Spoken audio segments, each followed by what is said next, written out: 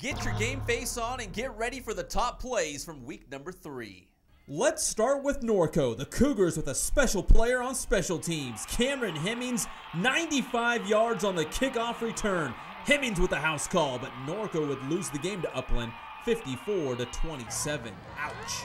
You gotta believe in North. There's Husky pride in Riverside. QB Justin Georgie squirts loose on this keeper. Terrific carry, and North remains undefeated with the win against Kaiser, 34-7. Elsinore continues to run wild with the deuce on the loose. Number 2, Allen Stubbs rips off this sweet touchdown run against Temecula Valley, and you know how Elsinore rolls, 26-7.